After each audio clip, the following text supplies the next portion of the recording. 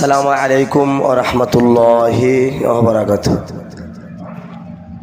দর্শক কেমন আছেন? যারা দেশ এবং দেশের বাইরে থেকে আমার প্রোগ্রামটি শুনতেছেন এবং দেখতেছেন তাদেরকে জানাই অন্তরস্থল থেকে মোবারকবাদ। আজ আপনাদেরকে গুরুত্বপূর্ণ একটি আমল শিখিয়ে দিব, গুরুত্বপূর্ণ ভিডিও দিব, যে ভিডিওর মাধ্যমে আপনি যে কাউকে যত দূরেই থাক না কেন আপনি তাকে আপনার নিজের ভালোবাসায় নিজের বশে রাখতে পারবেন, নিজের ভালোবাসায় পাগল করতে পারবেন। ভিডিওটি বেশি বড় করব না, আমলটি আপনাদেরকে দিয়ে দিব ইনশাল্লাহ। যারা এখনও চ্যানেলটি সাবস্ক্রাইব করেন নাই, সাবস্ক্রাইব করে পাশে থাকবেন এবং লাইক করবেন, কমেন্টে জানাবেন ভিডিওটি কেমন লাগলো এবং কোন ধরনের ভিডিওটি চান, এবং শেয়ার করে দিবেন, অন্য ভাইকে দেখার সুযোগ করে দিবেন। তা আমলটি হচ্ছে আপনি যে কোনো কাজেই ব্যবহার করতে পারবেন। যদি আপনার স্বামী স্ত্রী হোক, স্ত্রী স্বামীর জন্য, স্বামী স্ত্রীর জন্য এবং প্রেমিক প্রেমিকার জন্য, যে কারোর জন্য যদি আমলটি করেন 100% কাজ হবে ইনশাল্লাহ।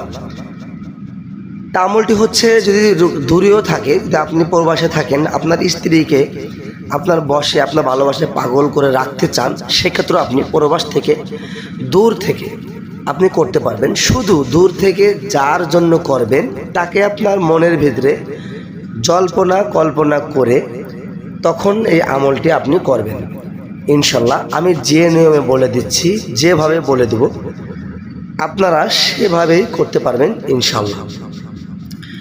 যদি সেভাবে করতে পারেন, আমি আমলটি বলে দিচ্ছি। আপনারা সর্বপ্রথম আস্তাগফিরুল্লাহ আস্তাগফিরুল্লাহ আস্তাগফিরুল্লাহ এভাবে 11 বার ইস্তেগফার পড়ে নেবেন।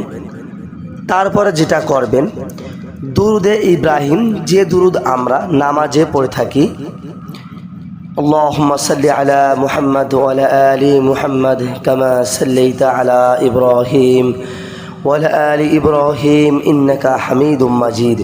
আল্লাহুম্মা বারিক আলা মুহাম্মাদ ওয়া আলা আলি মুহাম্মাদ কামা বারাকতা আলা ইব্রাহিম ওয়া আলা আলি ইব্রাহিম ইন্নাকা হামিদুম মাজিদ। এভাবে 11 বার পাঠ করবেন। 11 বার পাঠ করার পরে আপনি একটি আয়াত আমি আপনাদেরকে স্ক্রিনে লিখে দিচ্ছি এবং আমি পড়ে শোনাচ্ছি। এই আয়াতটা আপনি 11 বার পাঠ করবেন। বিসমিল্লাহির রহমানির রহিম। ওয়া আলকাইতু আলাইকা মাহাব্বাতাম মিন্নি ওয়া আলকাইতু আলাইকা মাহাব্বাতাম মিন্নি ওয়া আলকাইতু আলাইকা মাহাব্বাতাম মিন্নি। এই আয়াতটা আপনি 11 বার পাঠ করবেন। তারপরে আবার লাস্টে দুরূদ শরীফ 11 বার পাঠ করবেন।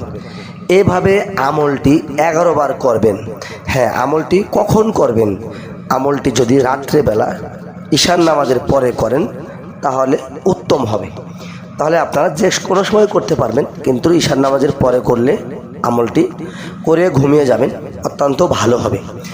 যদি এভাবে আমলটি করতে পারেন ইনশাআল্লাহ 1 সপ্তাহের ভিতরে আপনি একটা রেজাল্ট আপনি নিজে বুঝতে পারবেন যে যার জন্য করেছেন তার মতিগতি, তার ভাবমূর্তি কীভাবে কতটা চেঞ্জ হয়েছে, আপনি সেটা নিজেই বুঝতে পারবেন ইনশাআল্লাহ। আমি আল্লাহ সুবহানাহু ওয়া তাআলার কাছে আশাবাদী, যদি আপনারা আমলটি আমার বলা নিয়মে করতে পারেন অবশ্যই ফল পাবেন। ভিডিওটি ভালো লেগে থাকলে অবশ্যই শেয়ার করে দিবেন। আপনার শেয়ারের মাধ্যমে অন্য এক ভাই জানতে পারবে, আপনি সওয়াবের অধিকারী হয়ে যাবেন। ভিডিওটি বেশি বেশি শেয়ার করে দিন। আসসালামু আলাইকুম ওয়া রাহমাতুল্লাহি।